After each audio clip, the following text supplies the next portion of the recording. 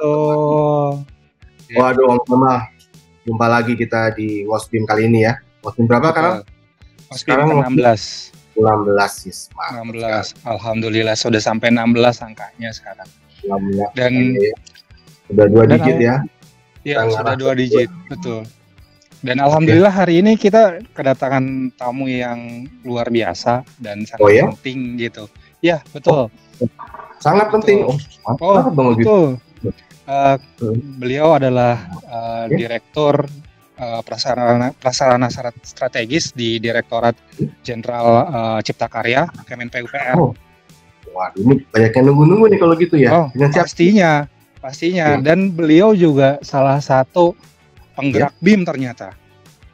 Wow, ini pasti teman-teman nunggu banget nih kayak gini-gini kan. Bisa kan nanya, mana nih dari sisi birokrat swasta semua. Nah, ini kan kita ketemu nih bener-bener biangnya nih mungkin ya. Betul, mungkin dalam artian sebenarnya ini katalisator utama ini gitu kan. Ini ke situ betul ya. Oke, kita perkenalkan aja langsung maksimal ya. Dengan selamat pagi Pak Iwan Suprianto, Pak Haji Iwan Suprianto. Selamat pagi. Apa kabar Pak? Pagi. Ya, Assalamualaikum Pak.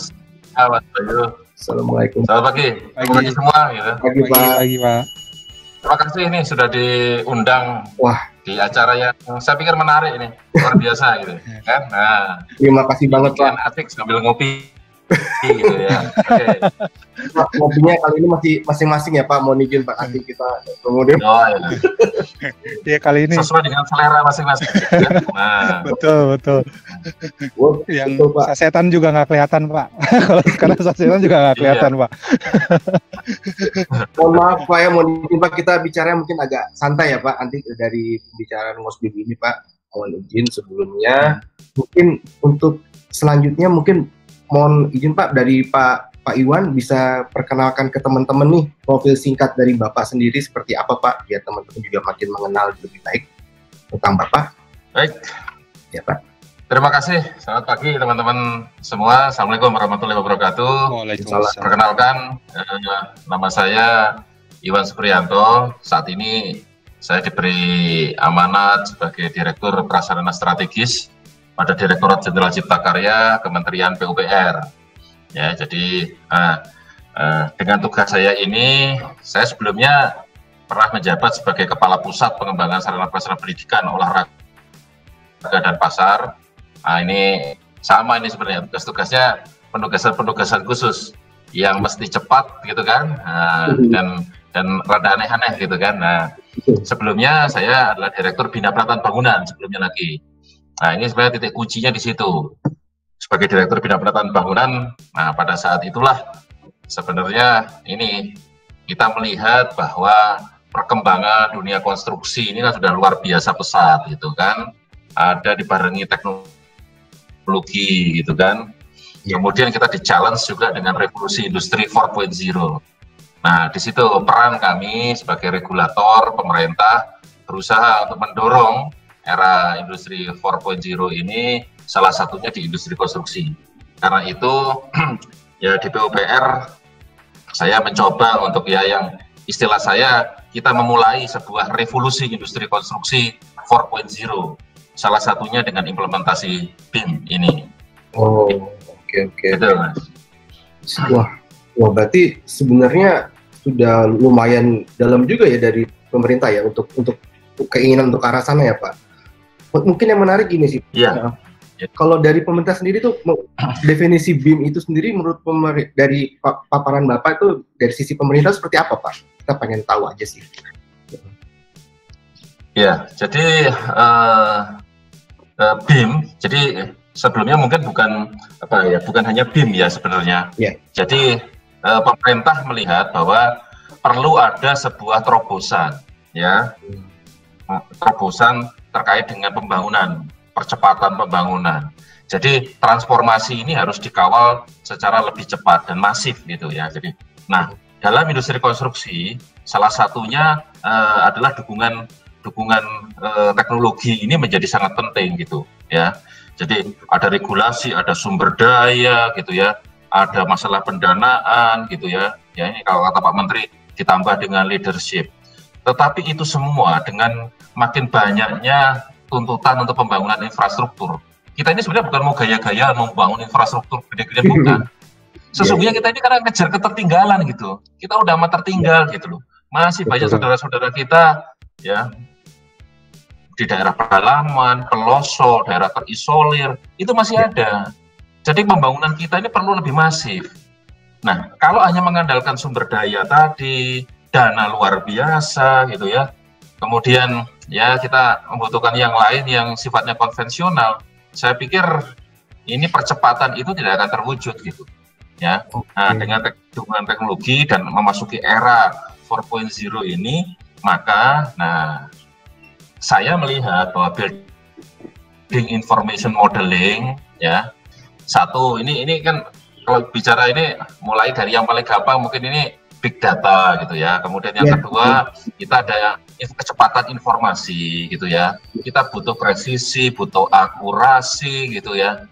Gimana caranya proyek sebanyak itu saya mau pelototin satu-satu gitu kan? Saya harus percayakan itu pada sistem gitu kan? Itu kan data segitu banyak gitu ya. Mulai dari gambar desain sampai asbest drawing, berikut perubahannya. Gimana kita mau maintain itu semua? Bagaimana itu mengelola gitu kan? Nanti kita lihat mulai dari perencanaan, ada perizinan, tender, sampai ke building operation maintenance, itu gimana gitu. Nah, maka dengan teknologi ini kita bisa mengelola sebagai big data, kemudian kita mengelola semua sistem-sistem ini menjadi mudah, cepat gitu ya.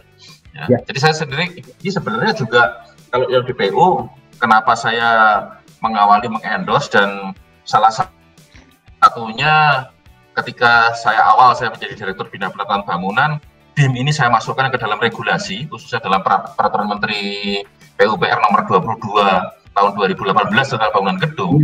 Itu adalah karena sebenarnya kebutuhan saya sendiri, proyek seluruh Indonesia, waktu cuma 365 hari, saya nggak mungkin mencapai seluruh Indonesia, gimana saya bisa mengendalikan itu semua?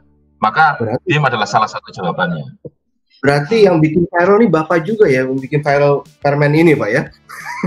Ini permen ini terus terang menjadi besar di mana-mana nih Pak, terus terang buat teman-teman tuh kan. Wah sekarang sudah harus gitu. Wah ini keren sekali. Berarti saya ngelihat dari paparan Bapak ini, BIM itu jadi udah lebih kepada tujuan ke solusi ya Pak ya, bukan lagi buat keren-kerenan, lucu-lucuan tuh udah nggak lagi ya. Berarti bukan. Jadi ini solusi ini betul-betul solusi. Jadi ini solusi apa ya? Ya ini solusi konkret ya menurut saya ya. Jadi kita akan ini sebenarnya berangkat dari sebuah evidence gitu loh ya. Jadi kita melihat sebuah ini adalah solusi ini berangkat dari sebuah evidence. Ini kalau boleh cerita nih, saya ada 10 evidence lah kalau saya dikasih. Silakan Pak. Ada kita dituntut waktu cepat gitu ya. Sekarang pengalaman kami kemarin ketika bangun venue Asian Games, Indonesia jadi tuan rumah dadakan itu ya. Kalau sambal dadakan sih enak gitu ya. Tapi kalau kerjakan dadakan ini wah repot banget. Hanya biasanya 8 tahun sampai 12 tahun sebelumnya sebuah negara ditunjuk sehingga punya kesempatan kayak Olimpiade Tokyo itu sudah prepare dari sekarang gitu. Tapi Indonesia baru 2015 ditunjuk untuk jadi tuan rumah 2018, hanya punya waktu 3 tahun. Nah di situ kita harus mempersiapkan seluruh infrastrukturnya. Nah yang kayak begini ini kan, waduh, waktu ini kan nggak bisa dibeli gitu ya toh. Nah kita dihadapkan pada situasi seperti itu, kita perlu ada solusi gitu, nggak bisa manajemen konstruksi business as usual. Kemudian kita juga dihadapkan pada udah ketat begini, kadang-kadang ya kalau teman-teman ini komunitas para perencana, kadang-kadang kan kita buat perencanaan 2 dimensi, buat jadwal 2 dimensional juga gitu. Kayaknya ngerjain ini butuh waktu 2 minggu, ini 3 hari selesai. Kemudian kaitan dengan scheduling dan sebagainya ini, wah ya ini sangat konvensional sekali gitu ya. Betul, dan normatif.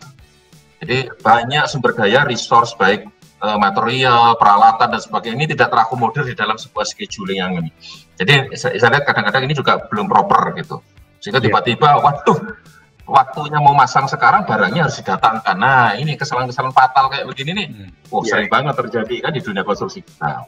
Nah, kemudian yang ketiga, ya ini kan kalau di komunitas ini ada teman-teman konsultan, kontraktor. Nah, ini yang saya mau cerita nih, kan kami ini sering pakai konsultan, kontraktor nih, gitu kan? Nah, konsultan merasa bahwa kan tugas gue merencanain doang kan, gitu kan? Nah, kan kalau urusan jadi barang nanti, jadi konstruksi, itu urusan kontraktor, gitu kan? Nah, masalah nanti nggak sesuai kan urusan nanti dia kan bisa adendum, bisa gini.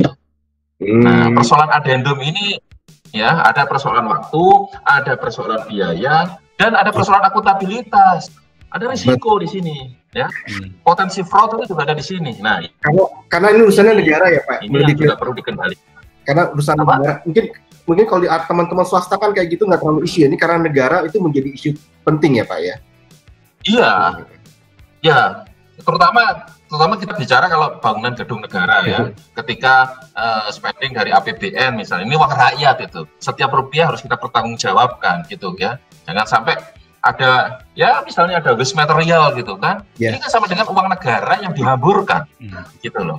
Ada kesalahan, sudah dipasang, harus dibongkar, harus dibobok pasang ini. Itu kan terjadi. Begitu dikonstruksi ternyata gambar kerja karena sifatnya 2 dimensional loh. Begitu sudah jadi ketika plumbing masuk, wah harus dibongkar. Itu kan material, itu uang ya kan gitu ya. Kemudian itu yang kaitan dengan biaya.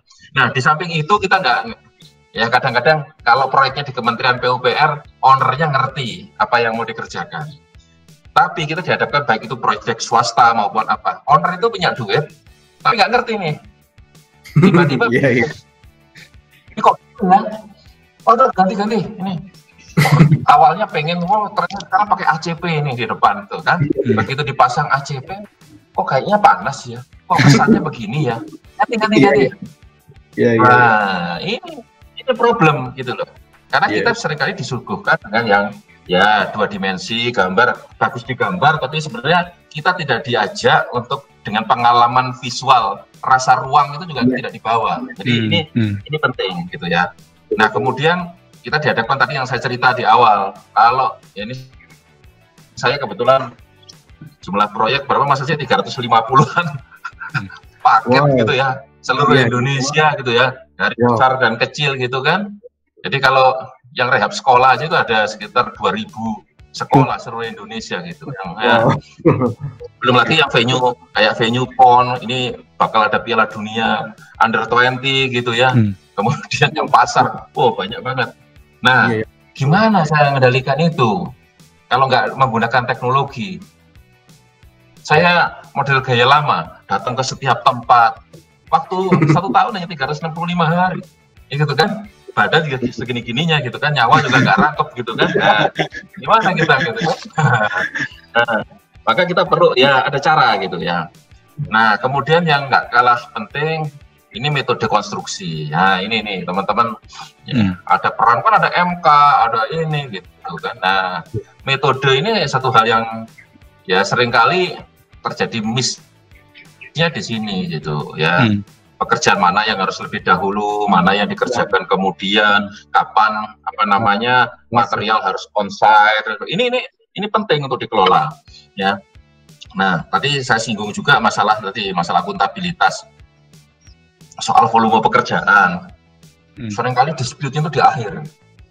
Selesai, kita bayar, audit selalu mesti ada temuan gitu. Punya proyek salah terus gitu kan. Pasti ada selisih volume dan sebagainya. Ini yang kita bakal diukur manual. Rasanya kita seringkali ya 2 kali kerja setelah proyek selesai, mengukur lagi ya, bikin aspect drawing gitu juga. Nah dengan teknologi ini kita harapkan padahal bisa gitu ya. Mungkin dan yang terakhir yang ingin saya sampaikan apa? Nggak, mohon maaf tadi saya coba yang tadi tuh nggak ada niat untuk sampai ke arah fraud kan, padahal kan cuma karena salah metode aja kan gitu sebenarnya kan. Jadi gara-gara salah metode mengukur kan, salah metode dan mungkin juga dispute sebenarnya. Jadi kan cara ukur ya yang sepele misalnya gini, kita ukur ukuran dari ujung ke ujung, tapi kemudian auditor mengambilnya as. Nah, itu sudah masalah itu. Betul. Gitu kan. Nah, dengan BIM itu semua standarnya sama sih bener kalau ngomong gambar dan volume tuh tinggal ditarik semua sama, nggak akan beda cara semua ukur. Sama. Semua sama. Dan dokumentasi tersimpan. Betul. Tersimpan. Nah, terakhir yang saya sampaikan ini soal clash detection. Nah, wah, ini menarik. Ini satu bicara soal ego. Nah, soal ego, nah ini kan gitu biasa, arsitek ketemu sipil, ketemu teman-teman yang dari mechanical electrical gitu kan. Betul. Kalau sipil yang jadi tim leader kan gitu, arsitek pokoknya ngikutin gitu kan. Gitu, masalah kolom ketemu di tengah, itu yang penting kuat kan, gitu. Tapi arsitek gitu lagi gitu. Saya pengennya kolom ramping, balok ramping gitu kan. Tapi bentang lebar. Nah, macam mana ini kita harus bikin itu kan? Nah, gitu kan. Kemudian ada kolaborasi. Nah, kolaborasi inilah sebenarnya yang menarik di BIM ini gitu. Betul. Apalagi saya lihat di masa pandemi gini kan, di masa pandemi gini. Nah, seandainya ini kita bertiga gini kan, ada yang Mas Kemal arsitek, saya sipil, Mas Bayu MEP, kita di rumah masing-masing, kita bicara satu platform, ya, kita kerja gitu kan, ini bisa nyambung. Weh, bro, itu nabrak kolom itu, nggak bisa nih, kita geser nih, gimana? Atau kolomnya kita pindah, arsiteknya ngubah ini, sangat kolaboratif, sampai ketemu desain final, gitu ya. Jadi kita masih melihat ini potensi-potensi, karena ini masih di masa transisi ya. Kadang-kadang perencanaan masih konvensional, konstruksinya pakai BIM. Nah, ini faktanya ya. Sekarang itu memang di dunia konstruksinya, kontraktor itu lebih banyak menguasai BIM dibanding konsultan. Ini makanya sudah kita endorse adalah teman-teman konsultan, ya, teman-teman Indo untuk banyak menguasai BIM. Sehingga perencanaan dan revolusi, bagian dari revolusi industri ini nanti di tendernya juga gitu. Kalau ada BIM ini, tendernya nanti juga kita akan gunakan dengan BIM method gitu loh. Ya. Jadi ini 3D dengan BOQ.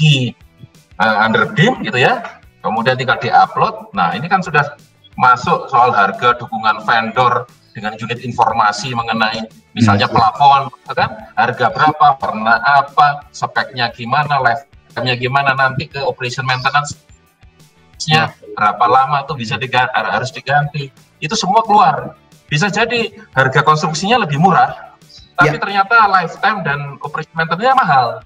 Saya nggak pilih yang itu, saya pilih yang operation maintenance-nya murah gitu. Walaupun biaya investasi konstruksi saya lebih mahal dikit gitu. Kita bisa hitung itu.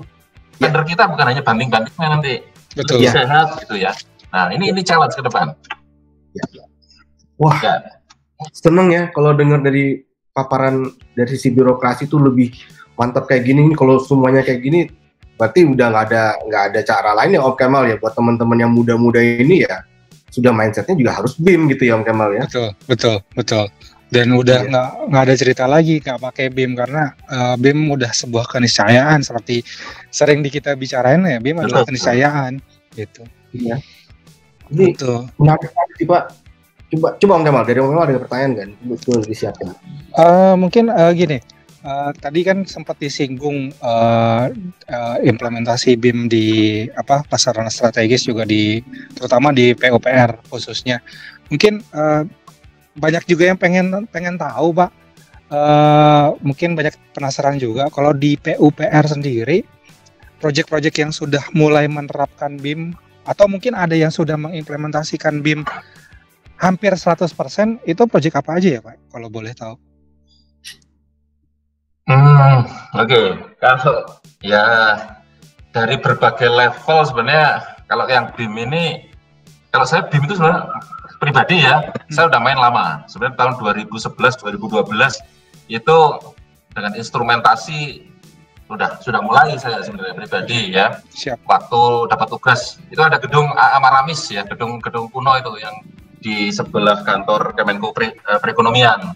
Itu kan bangunan lama, kemudian Kementerian Keuangan yang mau ditangani. Wah, ketika ini bangunan heritage ini susah banget ini kita mau masuk rawan gitu kan, mau ngukur dan sebagainya nggak bisa. Nah, ini dengan teknologi modeling ya, ada 3D building scanning dan sebagainya, kombinasi dengan CAD. Pada saat itu mungkin nggak secanggih sekarang gitu kan. beberapa alat, kemudian dengan beberapa software itu yang direkayasa sendiri sebenarnya. Itu kita bisa lakukan. Nah, itu sebenarnya yang mengawali. Tapi kemudian selanjutnya setelah Permen saya terbitkan ya, Permen PUPR itu yang kami inisiasi tahun 2018, Permen 22 itu hampir seluruh project ya yang sesuai dengan kriteria itu sudah menerapkan BIM semua. Termasuk di akhir adalah yang venue Asian Games misalnya. Itu sudah nerapin. Ketika saya masuk sebagai direktur, saya berikan persyaratan tambahan agar mereka menerapkan itu. Karena kalau enggak akan repot, kasihan untuk pengelolanya nanti gitu loh. Bagaimana kita akan mengukur? Kita serahkan barang tuh ke GBK. Tapi gimana dia bisa memproyeksikan biaya untuk pemeliharaan misalnya kolam renang misalnya, akuatik. Nah, ini berangkatnya juga itu BIM-nya. Kemudian stadion utama misalnya. Coba Anda bayangkan itu berapa lampunya, berapa AC-nya gitu. Itu juga kita implementasikan. Sampai ketika serah terima aset, kita itu pakai QR code jadinya. Tinggal di-tag aja nih, oh lighting ini kode asetnya sekian, speknya gini. Nah, kira-kira kalau memang penggunaan normal, berapa lama tuh ganti? Udah ada. Jadi itu biaya operation maintenance-nya stadion utama GBK, venue di GBK, itu udah ada sebenarnya. Ya, untuk operation maintenance gitu. Ya, jadi waktu yang awal memang 3D-nya nggak ada, ini ya udah kita buat sebagai as-built drawing gitu kan. Kita geser saya as-built drawing. Kemudian di akhir kemarin untuk scheduling karena ada cable tension juga di stadion utama itu kan kita mesti masukkan itu. Sempat nyaris meleset karena saya masuk ketika project tinggal 1,5 bulan. Dan disitulah sebenarnya di situ saya lihat ada peran BIM untuk bisa menyelesaikan tepat waktu. Awalnya memang akan meleset itu, akan melewati tahun. Udahlah denda gitu. Tapi saya bilang ini soal prestisius ini, nggak bisa ini gitu kan. Kita harus bertaruh ini 31 Desember paling lambat harus selesai akhir kontrak. Tapi alhamdulillah 29 Desember udah bisa kelar gitu, jadi pertempuran. Ya. Nah itu sebenarnya bantuan dari ini juga sangat luar biasa. Walaupun waktu itu masih kita kelola secara parsial ya. Ada beberapa software yang kita combine dengan ini gitu ya. Tapi salah satu output yang saya harapkan untuk dari venue yang Asian Games itu adalah kaitan dengan kepentingan operation and maintenance, terutama venue-venue yang utama nih, yang gede, Istora, stadion utama, akuatik, itu ada. Nah kemudian berikutnya, proyek-proyek berikutnya yang ini rada full itu sebenarnya stadion Manahan, renovasi stadion Manahan Solo. Ini dari awal ini, di Solo. Yang ini ke depan kita akan pakai untuk Piala Dunia Under 20 ya, Mei 2021 nanti gitu ya. Nah ini itu pakai, kemudian ada pasar atas Bukit Tinggi gitu, kebetulan sudah selesai juga, itu implementasikan BIM juga. Kemudian proyek-proyek di PON Papua saat ini ya, itu kebetulan yang sudah selesai ini akuatik dan hoki kriket ya. Ini akuatik ini juga full pakai BIM under teman-teman under teman-teman kita gitu ya. Dan satu lagi yang hampir selesai yang akan memecahkan 3 rekor muri ini adalah Istora PON Papua. Nah, ini juga luar biasa nih. Konstruksi konstruksi rangka baja bentang terpanjang ini hampir 90 meter gitu. Ini kita bisa bangun di Papua gitu. Pakai BIM pula gitu kan. Nah, keren nggak? Paparin juga teman-teman. Nanti kawan-kawan teman-teman ya ada sesi khusus, ini khusus nanti teman-teman dari Papua misalnya, teman-teman ini bisa Istora gitu kan, tentang ini mulai dari maksudnya kayak BIM gitu kan. Ini kita buat berseri gitu ya. Siap. Ada nanti yang tentang pasar. Siap. Nah, karena itu kalau dekat Sentani ya Pak ya? Maaf. Itu dekat Sentani ya Pak? Dekat Sentani ya Istoranya ya? Dekat Danau Sentani ya? Dekat Stadion Bangkit. Iya. Pernah lewat Pak, waktu bulan Februari yang lalu saya pernah lewat. Februari Maret yang lalu saya pernah lewat waktu, cuman hanya nggak terlalu, dia agak ketarik ke dalam ya Pak ya, kalau boleh tahu. Dari pinggir jalan tuh agak tarik ke dalam. Kalau yang Istora malah agak ke depan, agak di depan. Istora dan Aquatic ada di depan. Stadion utamanya yang agak ke belakang. Oh, oke. Kalau dari jalan raya itu, dari bandara itu di pinggir jalan, yang kelihatan di sebelah kiri Istora, sebelah kanannya Aquatic. Nah, mengupdate agak ke belakang stadion utama. Kira-kira targetnya. Target apa, Pak? Udah jadi, Pak? Apa belum? Apa terus terang? Kalau Aquaticnya sudah selesai, bahkan sudah sertifikasi dari FINA. Hoki Cricket juga sudah sertifikasi dari Federasi FIH. Tinggal Istoranya. Istoranya ini sedang proses untuk rekor muri. Ya, progres sekarang sudah 96%. Udah jadi tuh. Udah jadi, tinggal finishing. Udah jadi. Berarti tinggal finishing aja. Semua project game Bapak ini caranya levelnya sudah 7D semua, Pak ya? Sudah sampai ke facility management ya arahannya ya? Kalau gitu. Iya. Jadi ini yang sebenarnya kami menunggu dari Pemprov Papua untuk membentuk badan pengelola, dan ini kita transfer sebenarnya. Karena nggak mungkin tuh ngelola ruang pertemuan atau gedung apa gitu. Ini aktivitas olahraga. Kolam renang itu ada pompanya, ada scoring board, ada ini. Ya, pompanya nggak main-main, ini barang mahal juga gitu kan, salah kelola. Telat ngasih ini pH buat ini rumah bisa viral juga gitu kan. Jadi memang gini, challenge saya adalah pengelola juga ada sebagai building manager gitu loh. Nah, peran building manager ini ya saya harapkan juga bisa menguasai tim yang kaitan dengan operation and maintenance lah gitu loh. Iya Pak. Menarik nih kalau kita juga bisa tahu teman-teman di Papua yang nanti akan jadi pengelolanya itu juga bisa nih kita ajak ngobrol juga nih Pak. Bisa kita agendakan nanti. Iya. Kita agendakan. Siap Pak. Untuk pasar juga begitu ya. Boleh. Untuk pasar juga ini misalnya contoh pasar atas Bukit Tinggi. Karena untuk pasar-pasar ini ada satu kriteria yang saya tambahkan, yaitu harus memenuhi bangunan gedung hijau, green building. Wah, ini juga. Nah, ini dalam perencanaannya kita juga mengukur ini juga menggunakan BIM. Jadi artinya kaitan dengan bagaimana nih arah hadap matahari, bukaan, sirkulasi, kaitan dengan potensi kebakaran, jalan evakuasi dan sebagainya. Ya, itu kita beberapa aplikasi juga teman-teman juga ada kembangkan yang open source gitu ya untuk bisa terintegrasi. Itu kita kembangkan. Di pasar atas Bukit Tinggi itu sampai kita bisa mengukur OTTV misalnya gitu ya. Itu juga ini yang sedang berjalan sekarang, yang ongoing di Sumatera Barat juga nih. Ada pasar Pariaman gitu. Ini kebetulan beberapa waktu yang lalu sebelum COVID saya sempat ke sana itu. Jadi nah pada saat awal terjadi deviasi. Ini menariknya gitu, kasusnya deviasi sekitar 7-8% itu negatif ya. Ketika pekerjaan ini masih fondasi. Ya. Kemudian saya lihat dapat laporan, kemudian saya lihat ini secara desain dan kemudian metode kerja. Nah di situ akhirnya saya melihat ini kayaknya salah ini metode kerjanya. Jadi kita mau selesaikan semua fondasi bore pile, kemudian dengan pile cap-nya semua baru naik. Tapi karena lahannya sempit, akhirnya saya ubah. Oke, ini selesaikan bore pile cap naik gitu. Yang ini terus ini geser. Ini metode kita ubah. Hanya dalam waktu 1 minggu itu deviasi sudah hilang, bahkan menjadi +1 ketika saya datang itu. Nah, kemudian satu lagi ada clash detection. Nah, ini karena gambar perencanaan waktu itu dari Pemda konvensional, ketika mau dikonstruksi kita convert jadi BIM. Nah, di situ menemui banyak ini clash. Ada 16. Tapi waktu itu sampai MK sudah bisa diselesaikan, tinggal PR 4. Nah, itu PR saya waktu itu. 4 itu ketika saya datang malam-malam, saya nggak ingin presentasi progres sudah selesai.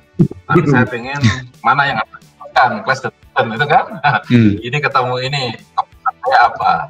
Ya malam itu selesai, kemudian ditindaklanjuti oleh perencana dan MK dengan soft drawing yang baru, penyesuaian tadi langsung dikerjakan. Dan alhamdulillah sampai dengan sekarang deviasi positif ini. Bahkan mungkin karena MYC jadi ini ada percepatan juga. Bahkan mereka harusnya tahun 2021 selesai, ini bisa jadi akhir 2020 bisa kelar. Wah, berarti Gitu.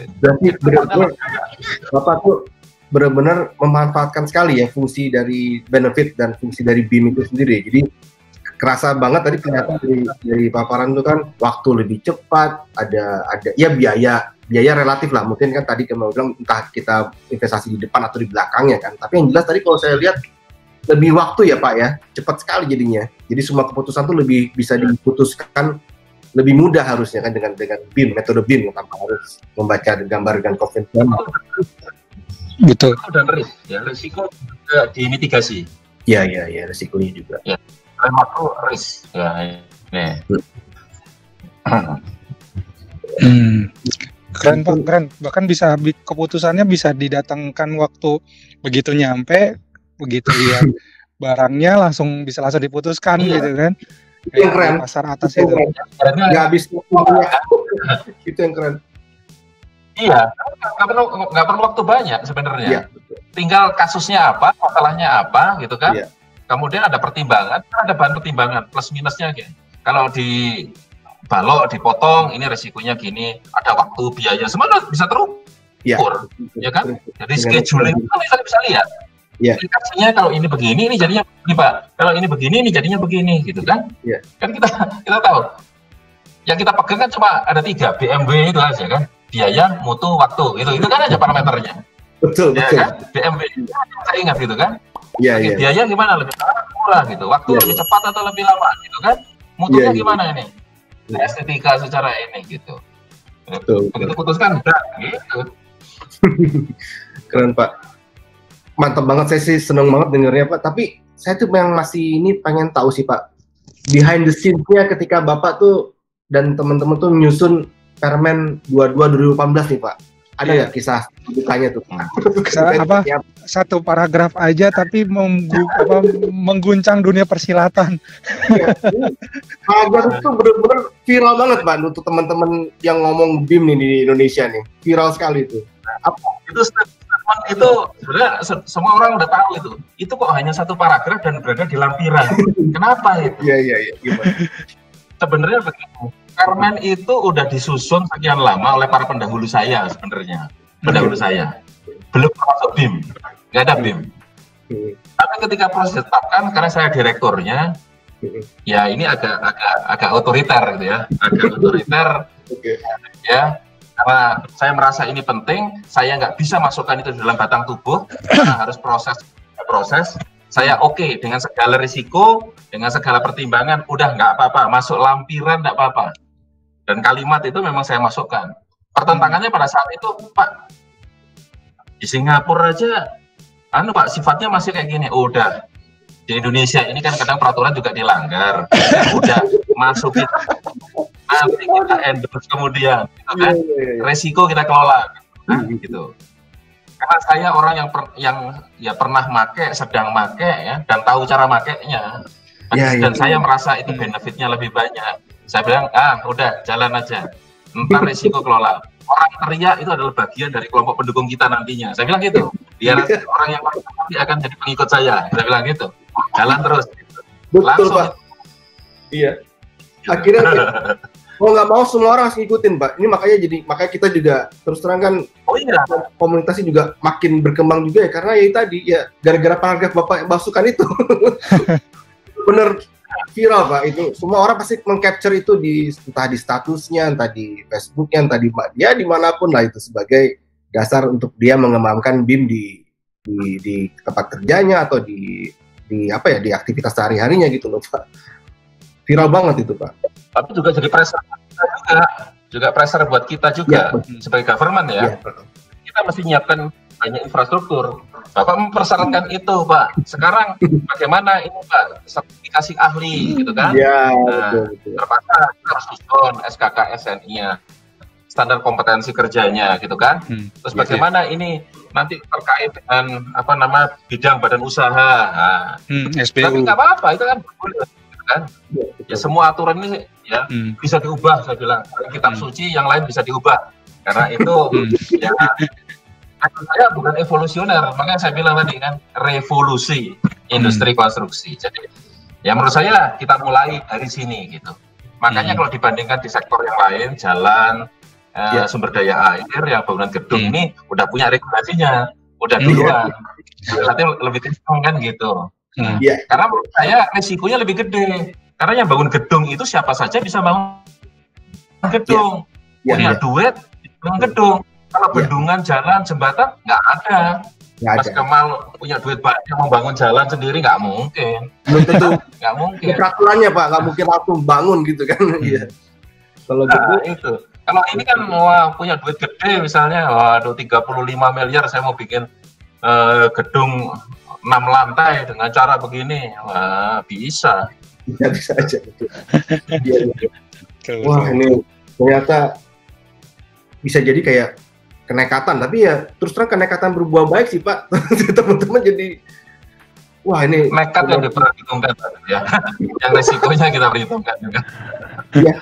Tapi kita sih terus terang terima kasih banget Pak dengan ada keluarnya paragraf yang itu tadi tuh. Wah itu benar-benar membuka berbagai macam kalangan dunia perbiman ya Om Kemal ya. Iya, sampai para pertapa-pertapanya pada turun gunung semua. Benar-benar teman-teman pendidikan ya, di kurikulum arsitektur, setahu saya kurikulum 2013 kalau nggak salah itu sudah ada BIM loh tuh untuk arsitek ya. Di kurikulumnya arsitektur itu sudah 2013 setahu saya. Tapi yang mengimplementasikan nggak banyak, setahu saya UII Jogja itu ya, kemudian ada yang lain ya, tapi belum banyak gitu loh. Sehingga ini masih sifatnya kayaknya voluntary gitu loh. Nah ini yang saya mau ubah menjadi lebih mandatori gitu loh kan gitu. Lebih mandatori gitu.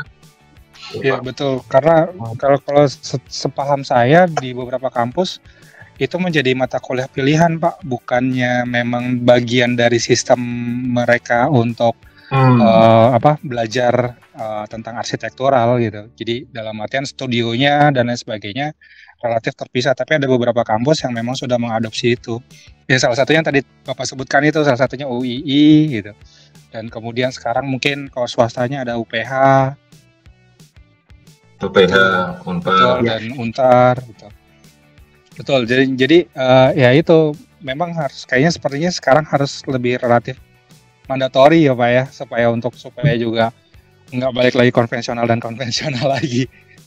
Tapi kan gini, saya juga melihat sekarang kan gini, anak-anak muda kita yang lagi kuliah sekarang gitu ya, kan ini generasi produk-produk yang sudah melek gadget kan gitu kan.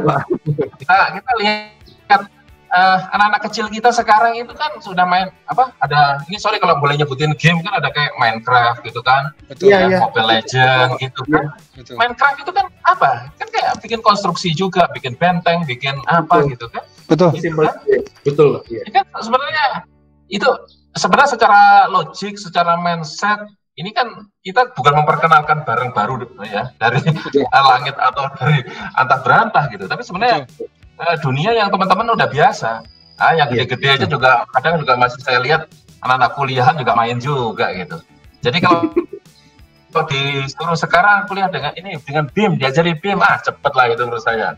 Betul. Gitu. Transformasinya saya lihat itu punya jalan lebih cepat. Betul.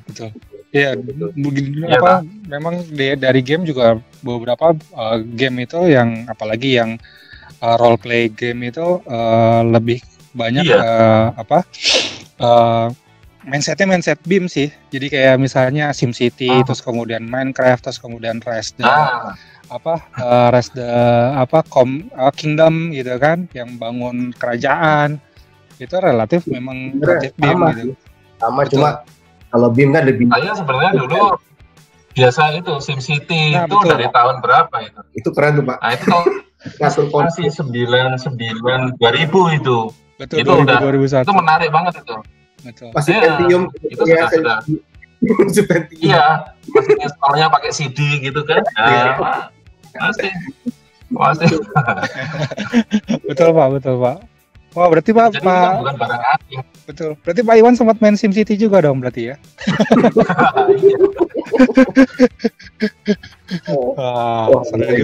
Itu yang menurut saya simulasi yang menarik ya. Simulasi yang menarik dan inspirasi dari SimCity kemudian dengan BIM sekarang Itu yang challenge saya ke depan kaitan dengan ini mega project kita ke depan, ibu kota negara. Ini adalah ini real Sim City ya gitu kan? Iya. Kalau gitu kira-kira agenda kedepannya gimana nih Pak? Sampai step-step ke 2000 berapa nih dari PUPR sendiri gimana nih Pak? Mengenai BIM ini sendiri. Sebenarnya ini proyek yang menurut saya sih pengen yang utama ini ada ya kalau project udah ada jalan ya. Tapi saya pengen ini challenge sebenarnya di ini tadi the real mega project ini yang 2024 ini harus terwujud lah, mulai terwujud itu kan ibu kota negara IKN ini kan. Ini sebenarnya bisa diimplementasikan nyata, ya kan? Ini bisa terintegrasi, ini Sim City beneran nih, gitu kan? Bikin jalan, gitu kan? Kemudian ada bendungan mana tempat waduk, tampungan air kapasitas sekian untuk melayani penduduk untuk air bersih sekian diolah di mana. Ini harusnya kita mainkan dari sekarang ini, gitu kan? Ini mimpi yang kita akan bisa wujudkan. Semua orang bisa terlibat. Kemarin sudah ada sayembaranya, oke. Berarti rancang desain itu sudah ada gitu. Nah, sehingga kan kita tinggal detailkan ini. Kan banyak proyek-proyek underground gitu kan. Di bawah nih jalur perpipaan, jalur air ini mesti kita siapin itu. Ya, supaya nggak secara visual kita mau bikin desain kota yang benar-benar modern tapi kepribadian lah. Ada jati diri Indonesia kelihatan di situ. Nggak kelihatan kayak kabel kayak biasanya itu kabel di atas nabrak di pohon. Wah, ini kan nggak cantik gitu. Ini kita bangun dari bawah, semua terintegrasi. Jadi ada manajemen underground ini ada, kemudian jalan, kemudian nanti ada sumber daya air ini di mana, terus bangunan-bangunan ini kita bisa simulasikan. Ya, bagaimana kota ini menjadi kota ya tantangan kita di Kalimantan misalnya adalah ini ibu kota baru bakal merusak Kalimantan ini, paru-paru Indonesia terganggu kan gitu. Nah ini kita bangun bagaimana yang benar-benar green gitu loh. Jangan sampai di sini ada AC misalnya gitu kan, kota tanpa air condition, tapi benar-benar dengan pengkondisian alami ini kita bisa bangun. Mulai dari rumah susunnya untuk karyawan, untuk ini kota ini benar-benar kita bangun, perkantoran.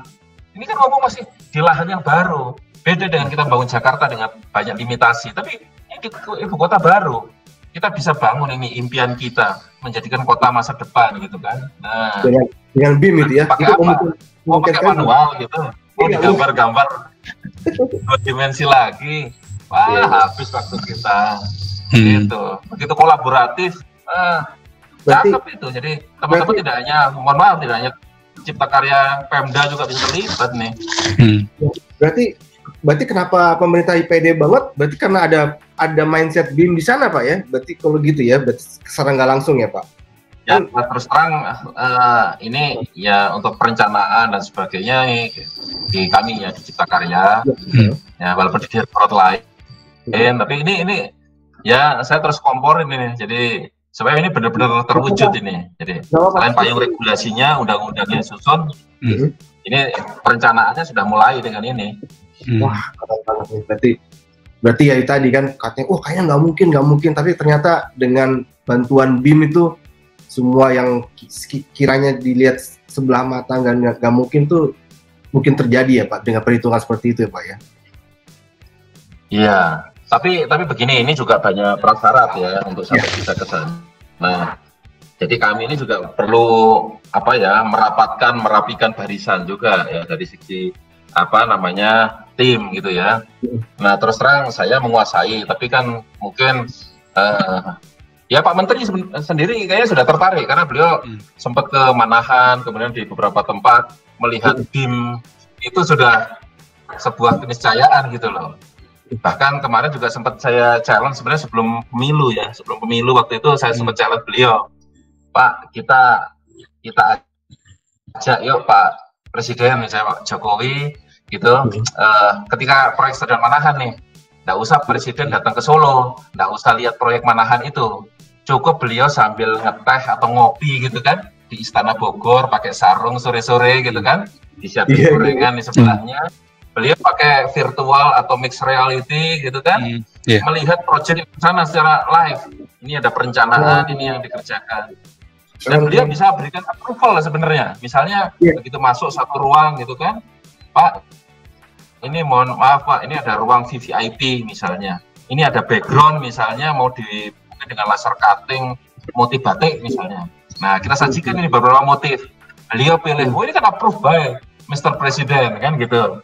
Kemudian ada warna gitu, Pak. Dan Pak, ini warna tonnya mohon Bapak bisa pilih gitu. Tinggal beliau klik. Wah. Ini luar biasa gitu kan. Nah. Betul. Cuma waktu itu ya kesana takutnya udah politis kan gitu kan. Wah, ini mobil apa pemilu gitu. Kalau itu berhasil mau saya bawa nanti Bapak nggak usah berusukan ke sana ini. Lihat Papua, bisa datang ke Papua, bisa lihat ini dari ini. Karena saya kadang-kadang malam juga masih bisa lihat proyek teman-teman ini dengan drone kamera gitu kan, sampai detail gitu, lihat tulangan gitu masih bisa gitu. Proyek UI 3 saya di Depok itu masih bisa itu jam 12 malam gitu kan. Ini kan teknologi gitu kan. Gitu kita bisa melihat progres itu. Nah, ini yang perlu adalah teman-teman kami ya di jajaran kami mulai dari PPK, Satker, ini kepala balai ini yang kita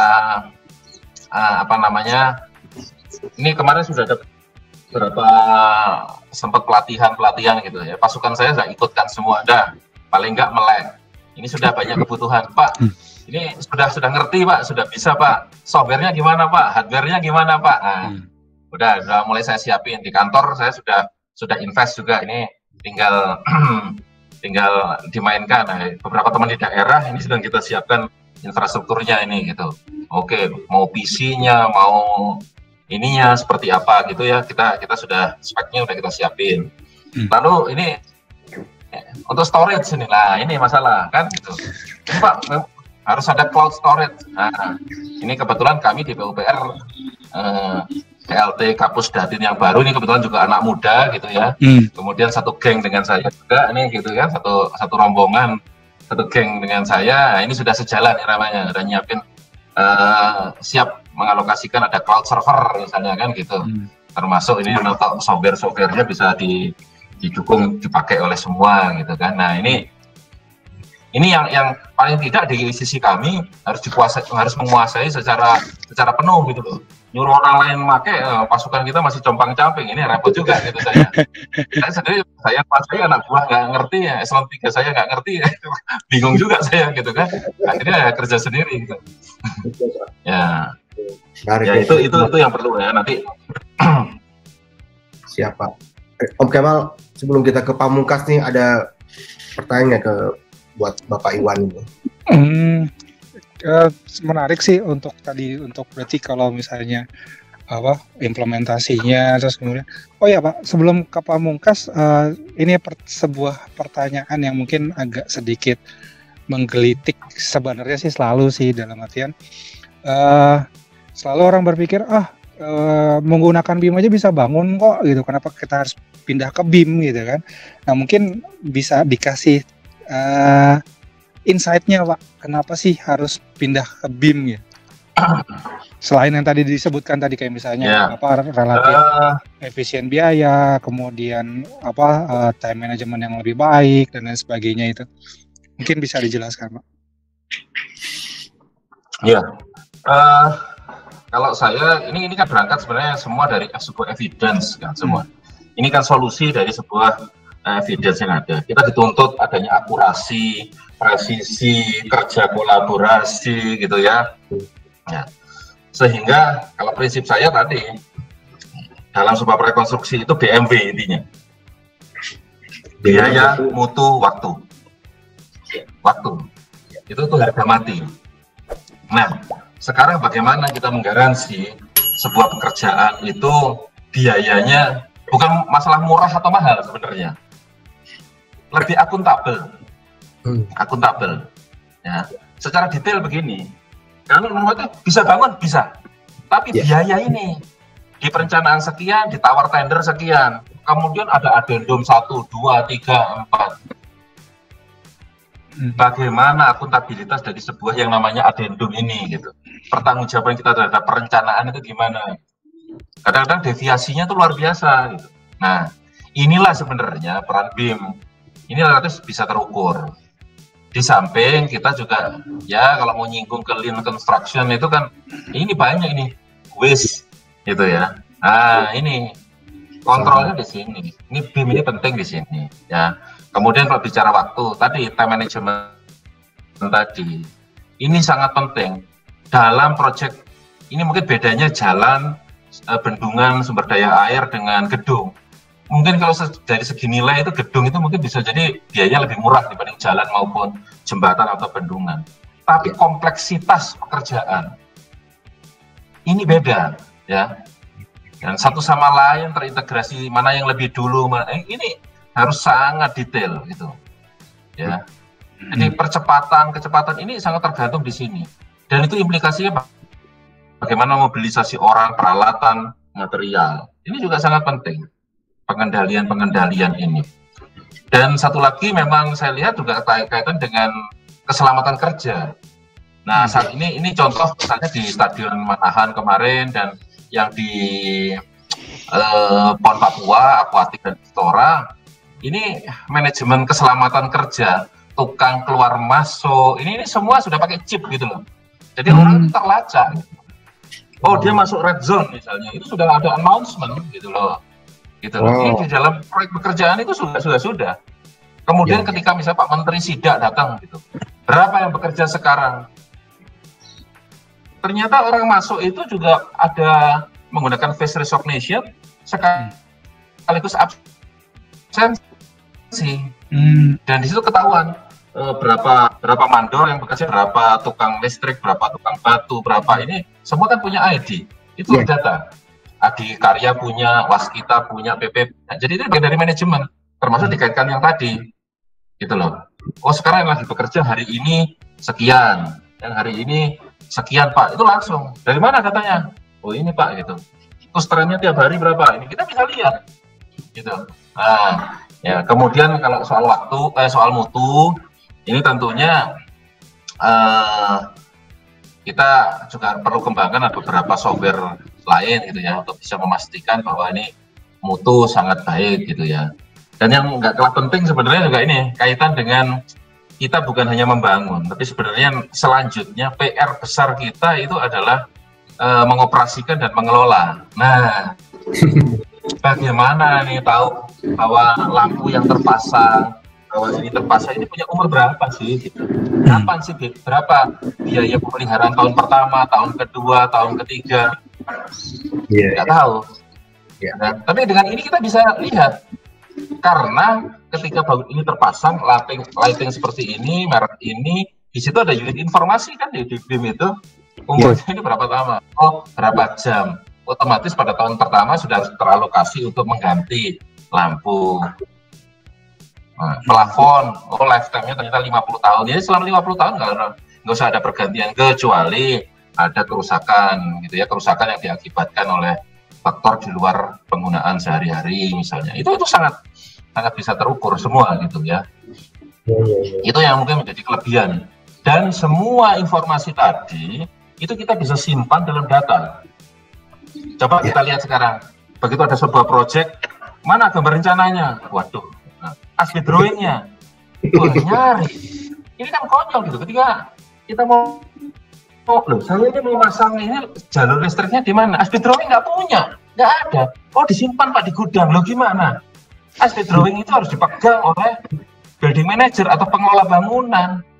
Tapi harus tahu jaringan kelistrikannya mana, jaringan plumbingnya mana, desainnya dulu apa, kalau diganti harus bagaimana, cara gantinya gimana, titiknya di mana, itu harus tahu. Ini kan enggak. Tapi kalau dengan BIM ini kan semua bisa lihat, oh datanya di sini, kan ini data yang luar biasa. Gitu loh. Perubahan pun nanti bisa terekor gitu. Loh, kenapa kok terjadi kebocoran? Oh, dibangunnya dulu begitu, tapi ternyata tahun 2017 ada perubahan itu disodet. Nah, kayaknya pekerjaan, ini terjadi kerusakan, terjadi ketidaksempurnaan. Nah, di situ titik masalahnya. Kita tracing-nya lebih mudah, gitu. Jadi ini kaitan dengan manajemen konstruksi ya. Makanya saya bilang ini revolusi industri konstruksi sebenarnya.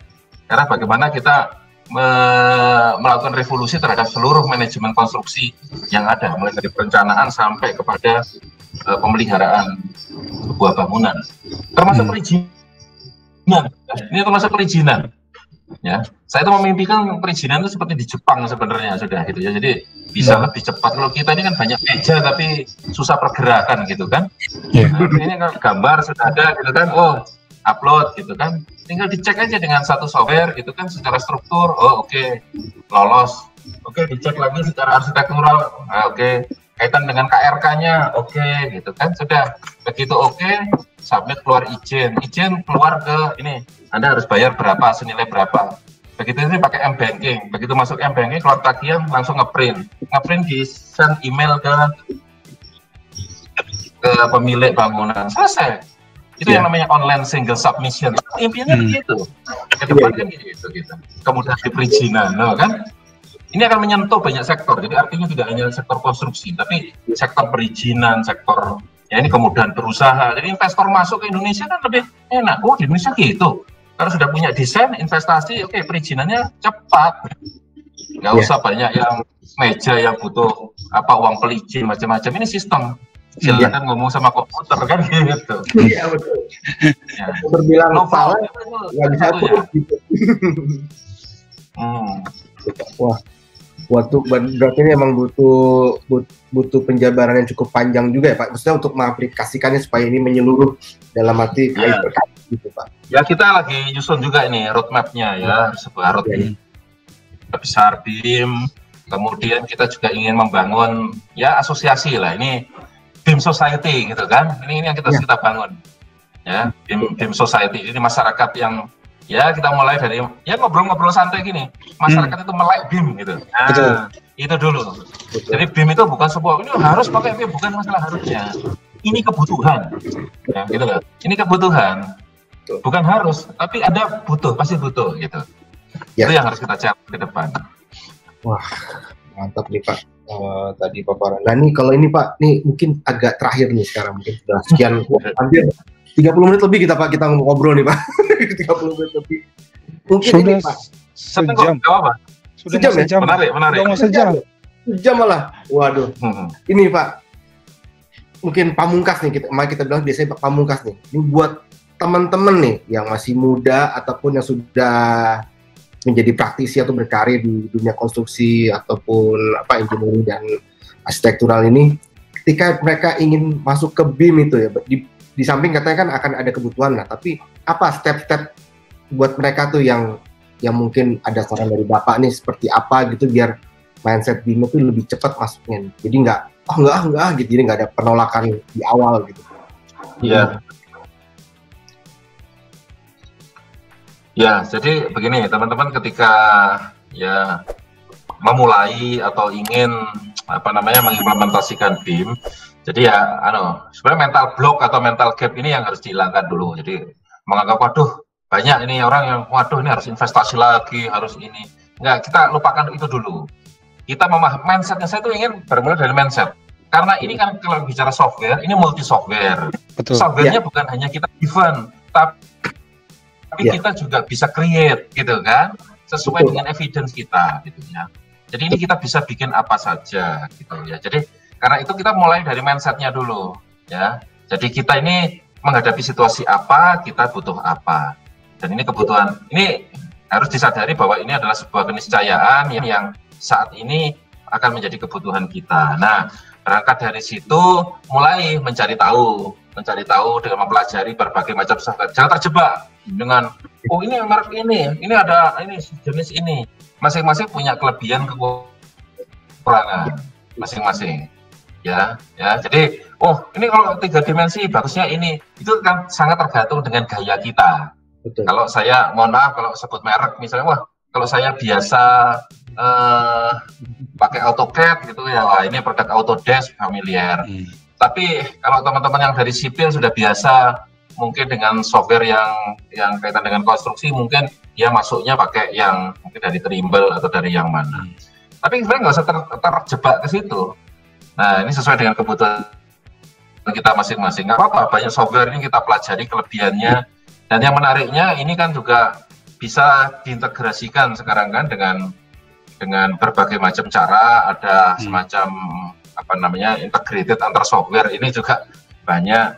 Dan malah saya banyak ini men-challenge kemarin teman-teman dari ya anak-anak muda lulusan dari informatika gitu. Kenapa Anda nggak bikin, Pak, kalau bikin kayak seri kayak AutoCAD, ya jangan bikin kayak gitu. Anda melanggar paten, melanggar ini. Anda cari hal yang misalnya gini, bagaimana cara melakukan non-destructive test untuk struktur. Bikin softwarenya itu dengan kombinasi antara misalnya kayak apa USG gitu ya terhadap bangunan, tapi dia bisa langsung menggambarkan item strukturnya. Nah, tetapi aplikasi itu punya ikutan, entry-nya di situ, tapi dia paketnya bisa gambar seluruh bangunan. Artinya ini AutoCAD itu bukan dari apa fiturnya AutoCAD, masuknya dari fitur gambar, tapi fiturnya dia dari misalnya dari USG bangunan yang sifatnya non destruktif, kemudian dia bisa menggambarkan. Nah, tapi gambar dia itu bisa menggambarkan seluruhnya. Nah, jadi itu melanggar paten nggak, melanggar hak cipta nggak? Nah, Anda kelebihan Anda ada di situ. Dalam hal bisa gambar yang lain, nah itu kelebihan yang lain. Jadi menjualnya seperti itu. Itu yang makanya beberapa challenge yang saya tantang anak-anak muda di Indonesia. Banyak anak-anak muda Indonesia itu malah bekerja di tempat lain kok. Di belakang layarnya Autodesk banyak anak-anak muda yang di Singapura itu ternyata juga anak-anak kita gitu, orang-orang Indonesia gitu. Nah, ini mungkin kesempatan saatnya ini gitu. Ya. Itu jadi peluangnya cukup besar. Jadi kalau mau masuk ya aja gitu. Karena ini masih sangat terbuka untuk dikembangkan sebenarnya. Makanya BIM ini masih bisa berkembang lebih jauh gitu. Ini mungkin 4.0. Nanti ke depan kan kita akan bergerak ke 5.0 gitu ya. Nanti mungkin ke robotik gitu kan. Ya. Bahkan saya sebenarnya punya impian kalau enggak COVID ini sebenarnya juga project itu juga ngeprint gitu ya. Jadi sekolah bukan hanya dibangun, tapi bukan tugas sekolah aja di-print, tapi sekolah itu bisa dengan 3D building printing gitu kan. Nah, itu itu kan challenge saya ke depan gitu. Anak-anaknya tuh ya bukan tugas sekolah aja yang di-print ya. Ternyata gedung sekolah juga bisa di-print gitu kan. Ini kan impian-impian ke depan. Banyak sekali yang masih bisa kita kembangkan gitu. Yes, berarti potensinya gede banget Om Kemal kalau dari Pak Iwan ini. Om Kemal ada lagi pamungkas terakhir untuk mungkin sedikit Pak untuk balik lagi sih untuk bagi yang anak-anak muda saat ini gitu kan. Ya kan tadi sudah dijelaskan banyak peluang yang sudah untuk mereka untuk di BIM. Nah, mungkin sebagai sebagai pamungkasnya mungkin ada pesan-pesan khususnya untuk anak muda, khususnya juga untuk yang saat ini mau berhijrah ke BIM, terus juga bagaimana juga untuk yang tadi yang tim sorak yang akhirnya mungkin akan jadi pengikut Bapak gitu kan. itu mungkin sebagai pamungkas Pak, mungkin ada pesan-pesannya. Oke, bagi saya, bagi kami, BIM ini adalah sekali lagi adalah sebuah keniscayaan, sehingga ini bukan untuk sekedar gaya-gayaan, bukan hanya sekedar software-softwarean gitu ya, tetapi ini adalah sebuah platform, sebenarnya juga masuk ke arah sebuah mindset gitu ya, bahwa ke depan dengan tantangan industri konstruksi yang makin maju, dibutuhkan makin banyak efisiensi baik waktu, biaya, dan sumber daya, maka tantangan untuk mengimplementasikan dan mengembangkan BIM itu sendiri, baik Building Information Modeling ini ke depan ini sangat besar. Karena itu saya mengajak ini anak-anak muda, jadi segera beralih dari game menjadi real modeling gitu kan, bergabung menjadi bagian dari BIM Society gitu kan ya. Jadi untuk membangun Indonesia yang lebih baik itu bagian dari kolaborasi bersama saya untuk membangun revolusi industri konstruksi 4.0 gitu. Ya, Mantap sekali. Udah Keren. sekali, sangat tegas sekali. Jadi teman-teman tidak ada lagi bukan alasan ya. Sudah waktunya lah, sudah harus gitu kalau kita bilang lah. Sekalian aja kalian jeburin diri kalian untuk ke dunia BIM ya, Om Kemal. Siap, betul. Dan jadi bisa jadi dalam artian, oke, kalau yang sudah ngegame, saatnya untuk menjadi bagian dari BIM. Nah, dari BIM itu bisa bikin game. Ya, menghasilkan betul. Menghasilkan gitu kan. Jadi sudah saatnya kita bukan sebagai yang jadi paksa pasar, tapi kita jadi yang mengelola pasar gitu kan. Jadi kita harus jadi pemain gitu ya, Betul. Bahkan dan kan kita lihat potensinya kan, nanti kan ada yang isunya tuh ibu kota baru itu akan full BIM tuh sepertinya tuh. Nah, pasti akan membutuhkan banyak talent muda tuh pasti ya. Mungkin kan.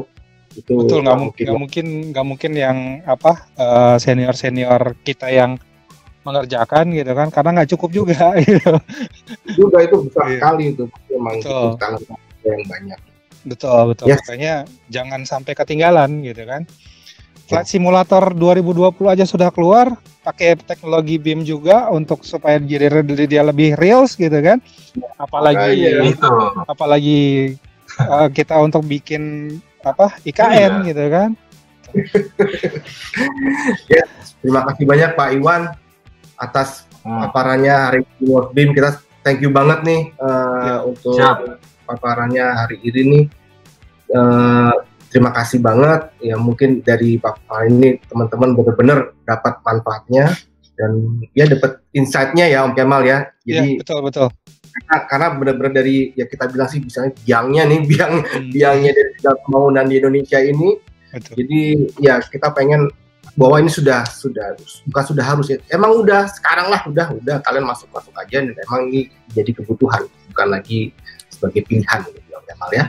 Betul. Okay. Ya betul. Oke. Mungkin kita cukupkan karena mungkin sudah sejam lebih kita loh. Sebenarnya udah sejam lebih loh. Saking serunya kita serunya ngobrol, mungkin kalau ada kita sambung lagi ya lain waktu dengan proyek-proyek real gitu ya. Boleh. Supaya teman-teman ya betul. Tapi nanti mungkin ya mungkin teman-teman dari Papua, kemudian teman-teman dari Sumatera Barat, nanti kemudian ada berapa lagi gitu ya. Boleh. Kita agendakan lah. Betul. Ya, siapa bisa ada demo segala gitu kan. Betul, Pak. Atau ada acara setelah pandemik, setelah ada acara offline, kita juga mohon waktunya, mungkin Bapak kalau berkenan bisa ikut hadir. Boleh. Iya. Kalau boleh. Atau bisa jadi ngosbim onsite gitu juga kita mungkin bisa, Pak. Itu kan sambil ngopi-ngopi di depan GBK misalnya, atau di depan Istora gitu kan. Oh, boleh. Gitu. Boleh. Jadi sambil ngopi, sambil kita lihat, oh ini ada barangnya loh gitu. Gitu. Okay. Ada barangnya. Ya. Terus kemudian kita bisa juga tunjukin. Nah, kayaknya lebih seru tuh ngosbimnya, Pak. Thank you banget, Pak. Terima kasih banyak, Pak, atas waktunya dan lain sebagainya. Sama-sama. Oke, jangan sukses. See you di ngosbim selanjutnya Om Kemal ya. Betul, dan jangan lupa klik like dan share, dan juga subscribe, nyalakan loncengnya, share ke semua medsos yang ada gitu.